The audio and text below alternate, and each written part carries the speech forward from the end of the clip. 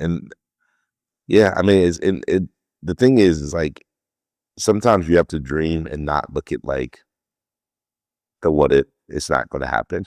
You know, like like the first time I shot my eyes, I remember just being in awe because it's like, oh my goodness, like you don't know how many nights I thought about like how am I going If you rule the world. yeah, yeah, just listen to it. I mean, first time I went to New York, I knew how to maneuver because of the music. Yeah. And so growing up, it was just so incredible to see like, my dreams coming true. And then it's like, now at that moment, what are you gonna do? Like the Eminem song is like, you got one shot. So like, what are you gonna do? Like, how are you gonna produce? What are the things like you'll get lost in the moment and you're gonna capture it. I've heard you say that no one tells you no. Yeah. Tell me about that.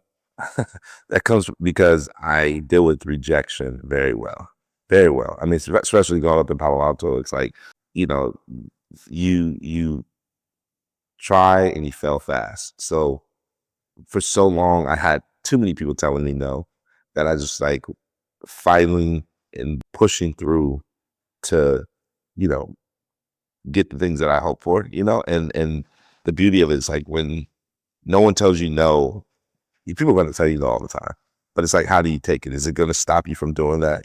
Like the thing in our field is having access to certain subjects and things like that. But you got security telling you no, you got people telling you. And I think what's helped me is to produce a product that allows me to get a yes. Or, like all my friends moved to LA for school. They moved away to pursue careers in this field. I was like, I want to stay here. So when people come to the Bay Area, you're the first person people consider. And so now it's gotten to a point where people come to California and like, hey, I'm in LA, let's connect. I'm like, yo, you're like, 6 hours away. But that all stems from no one telling you no, because a lot of people have told me no. When you say you deal with rejection well, how do you like walk me through the steps of processing rejection, compartmentalizing it so that you can really keep focused on your goal? You've seen the documentary Last Dance with Michael Jordan? Of course. Okay. There's a part where he's like, I took that personal. Like There's a few parts like that. that's the best way to describe it for me. Like I look at certain things and it's like, okay, cool. Like that's how it is. I got it. And so because sometimes like just unfortunately there's obstacles, and like especially the last 5 years, the amount of obstacles that I've gotten, I realized like, oh, it's bigger than what's the moment. So I have to fight through like getting to prove certain things to show people. And so the thought process for me is like, you've spent money, you traveled, or people have hired you to do X, Y, Z. Are you going to stay here and complain and cry about it? Or are you going to find another way to do it? And so like a few years ago, I got hired to do a job, and it was the Killers, like the artist, the Killers. And so I'm going to shoot, and my team, like they're around shooting there in the pit. And so I think, I don't know if it's a role manager or someone, they were like, what are you doing? And I was like, I'm capturing the Killers, They're like, he looks at me, I was like, you can't shoot the Killers. Like, no, you can't do that. But I see my team in the pit shooting them. So it's like, why is it that my team, the guys that are working for me, can shoot, but I can't? And so I like went to the people that hired me, and they're like, what? Like, we spent all this money for them and we wanted you specifically.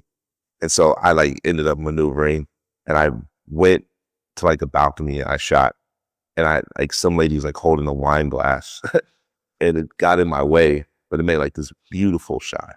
And I was like, that's why. That's what was supposed to happen. Exactly. So that's what I'm saying. You handle rejection very well. And I would have never gotten that moment had I listened to, if I was in the pit, I probably had some other shots, but this was like a beautiful shot. I wouldn't want it any other way. Rejection for a lot of people is debilitating, and it's sort of like this dead end road that then just ends everything. And also over time, the more and more that these things pile up, which is naturally going to happen with time, you're going to get more and more rejections over time. But I've seen in startups, for instance, the vast majority of the people that started doing startups when I started in 2009, they're gone. They're long gone. Yeah. There's so few of those people left. And in 2005, when I moved to the Bay Area, one of the things that always confused me was like, where are all the .com people? And then if you think about it, it's sort of obvious, even though they were part of these startups and run these big companies, and they got hit so hard with that wave of rejection. Yeah. And they got pounded so hard that the natural thing to do is to just give up. Yeah. It's the easy, it's I don't even want to say easy, like in a negative way. It's like, it's totally understandable that when you face such huge odds that you just say, I'm good. And most people, I think, can't process rejection very well. They can't process the failure. And even me, somebody that I think's probably on the side of like being able to process it pretty well, there's still failures and rejections that like I think about constantly. Yeah. And I think understanding your process of like how you think about it seems like you look at it very positively. You look at like, okay, I'm here. Somebody's in a roadblock. Maybe there's some other way that's actually I'm supposed to be. Yeah. Or there's something better Mhm. actually than what I was thinking. Does that sound right? Absolutely. I mean, and well said.